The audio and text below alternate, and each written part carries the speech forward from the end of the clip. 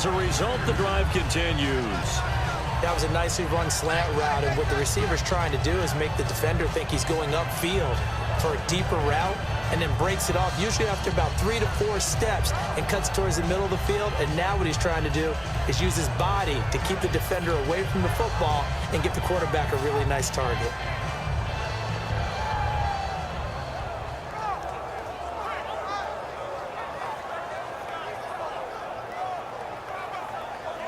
So here we go, 1st and 10 now.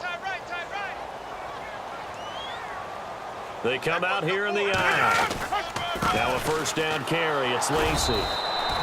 Give him a couple on the carry there. 2nd and 8. That's a good play by the guys on the defensive side of the ball. Held him to a gain of 2. And that changes the playbook a little bit now for the guy calling plays. 2nd and 8. Now he's got to probably think about going to the air instead of maybe staying with the ground game. Now a give. This is the fullback, Ripkowski. And he'll get this down only to about the 46. Another 2-yard gain there, but they'll need to do better this time. It's 3rd and 6.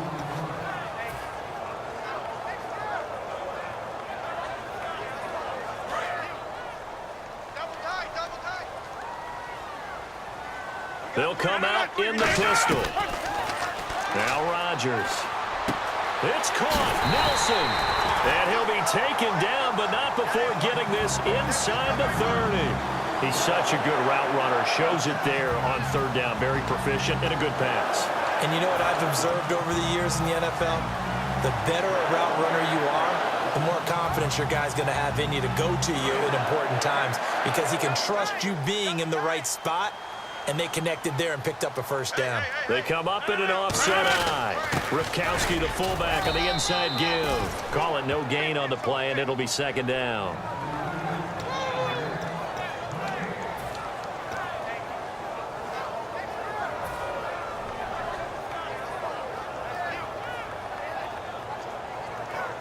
And the 8th play on this drive coming up.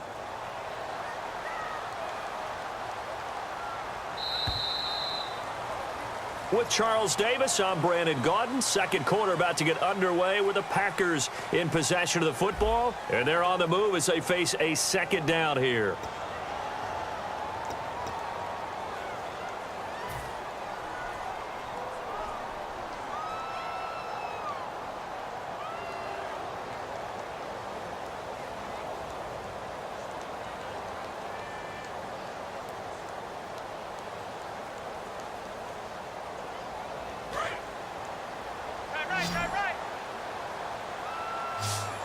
Again, we'll see the pistol here. On 2nd down, here's Rodgers. Over the middle, it's Jared Cook. That catch good for 5. It's 3rd down. They gave up the completion there, but this is what zone defenses count on. Catching the ball and not much run after the catch.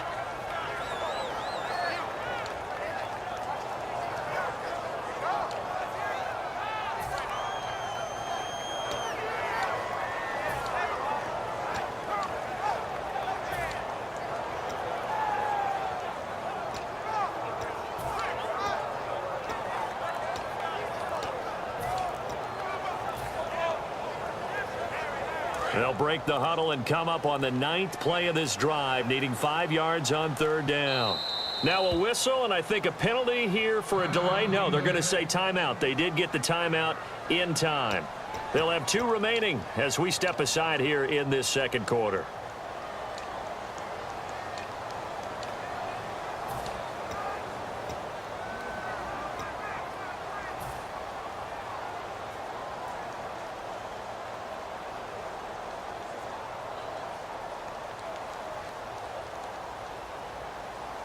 They'll break the huddle and come up on the 9th play of this drive, needing 5 yards on 3rd down. From the gun on 3rd down, Rodgers. He's got his target. It's Cobb. And he picks up the 1st as he's able to take it down to the 7-yard line. And fits the exact right word. Over the middle, there's almost always traffic, so anytime you're a receiver in that area, you're not just focused on catching the football. You're wondering where the collision's going to come from, right? Because there's almost always someone there able to concentrate, catch it, and even added a little extra at the end with a short run.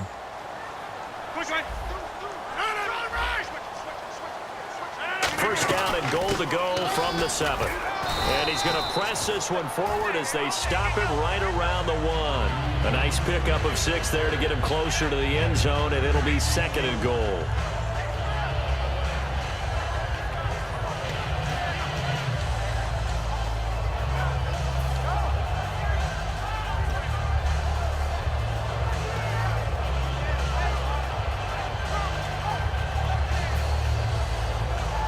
And now for the offense, this is play number 11 here on this drive. They'll run it with Lacey. And he'll take this into the end zone for a Green Bay touchdown. Eddie Lacy punching it in from a yard away. And the Packers are within an extra point of tying this thing up.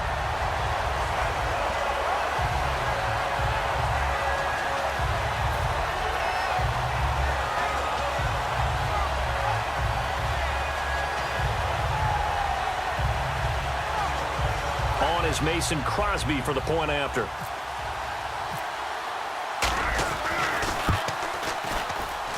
It's good, and we're all tied at 7 apiece.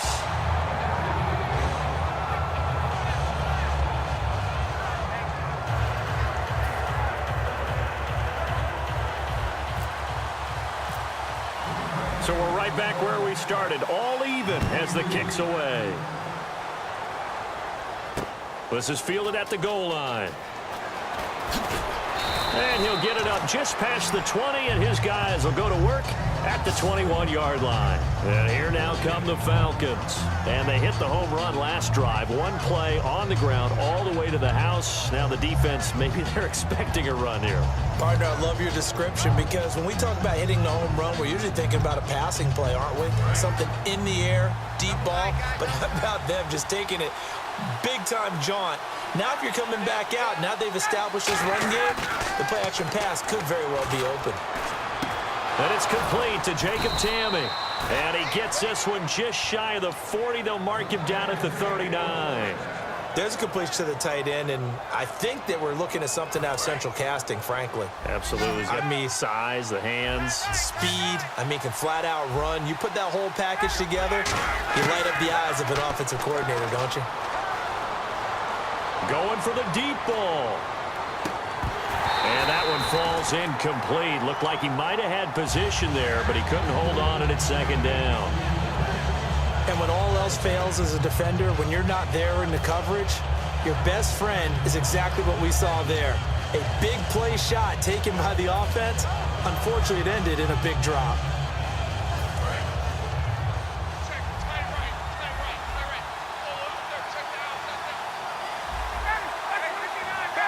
And some changes here as the D-line separates some. On 2nd down, Freeman. Only a yard on the pickup there, and it'll bring up a 3rd down. And when you watch Devontae Freeman run the football, you can almost close your eyes and hear him running the football, can't you? Because people just scatter. I mean, you know, when he goes through a pile, it moves in a positive direction for him. I just love how hard he plays the game. 1,000-yard season. He had 11 touchdowns last year. In March, 25 years old. So he's kind of hitting that sweet spot for a running back, isn't he? He really is. And I still remember the evaluation of him coming out of college. He does everything well, but you weren't sure he had a dominant trait. Well, wrong about that. He's dominant just about everything he does, and I think that he's going to continue to elevate his game and seek a 3rd Pro Bowl in 2017. Now the offense lining up 1st and 10.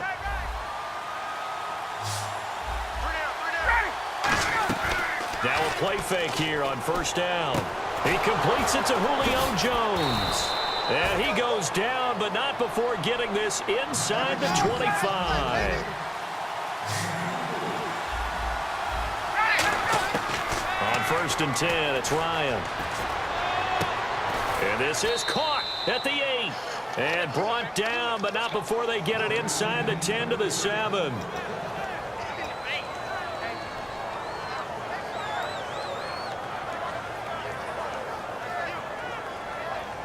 And here comes play number 6 on this drive. Looks like the defense in press coverage here. Bryant will throw again. That is caught at the 7-yard line. Over 1,400 yards last year for Jones. Just 6 touchdowns, but, of course he had the big 300-yard game. However, when he was blanketed with coverage, he always opens things up for other guys, doesn't he? He does, and that's what's benefited Atlanta's offense. Other guys were able to step up. In 2016, Mohamed Sanu stepped up and had his best year as a pro. Austin Hooper, as a young tight end, really developed down the stretch. And Taylor Gabriel, who had come over as a free agent from Cleveland, he really flourished, actually led the team in touchdown catches. But there's only one Julio Jones, and you want to get the ball to him as much as possible. That catch good for only a yard, and it'll be 3rd down. Now hang on here. Timeout called by the defense. And with halftime on the horizon, they'll be out of timeouts from here forward.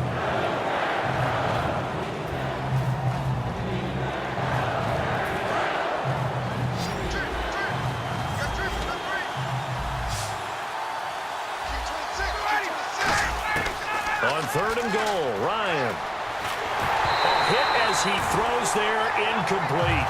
Partner, how many times have you heard it? Pressure creates diamonds, right? But it also bursts pipes. And on that one, that's what they got. They got after him, and he was fortunate just to get rid of it. Yeah, he just had to chuck it away.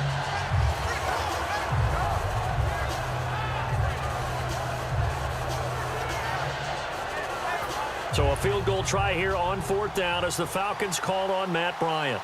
From the right hash, and this one just a chippy. And the kick for the 41-year-old is up and good. And they take the lead here now at 10-7. So give them 3 there. A good drive gets them inside the 5, but they couldn't punch it in. And credit this defense, too. That was the old bend but don't break approach. But it kept the offense out of the end zone. The Green Bay offense now about ready to take possession here. And that last drive, a long drive, but not just that. They had a great air attack going. Do they stick with that? I would think that they would, because if they were competent enough to do it on the last drive, starting backed up in their own territory, why would you change anything? They've got to be confident about what they're presenting and continue to do so. Yeah, because the secondary, they really look clueless. And that was amazing because that drive went and went, no adjustments, and no big plays by the defense to knock the ball away. On 1st down, Rodgers. Over the middle, that's caught by Adams. And he's taken down, but not before getting this across midfield and just shy of the 40. Now that play will end up on the highlights, and you'll see it all over the place. But what you won't see, the offensive line that brought the extra time, that allowed for the big completion downfield, those guys made that play possible.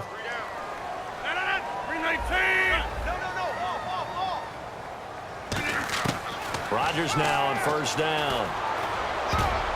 Throwing over the middle, and it's incomplete. Randall Cobb, the intended receiver, and that'll bring up 2nd down.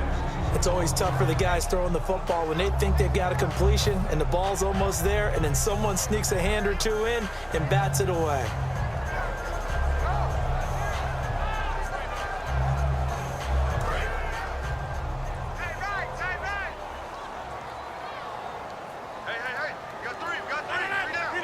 Slot man moves right.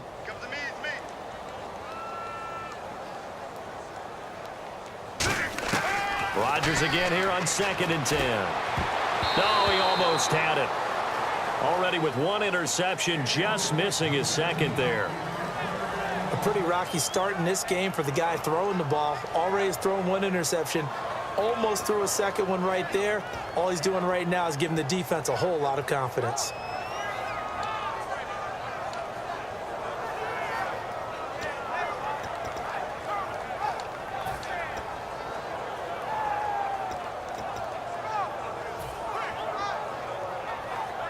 Defense has set themselves up nicely. 3rd and 10 now. Another pistol look here. Now Rodgers. He's got time in the pocket. And now another one thrown incomplete. Davante Adams, the intended receiver. And it's 4th down.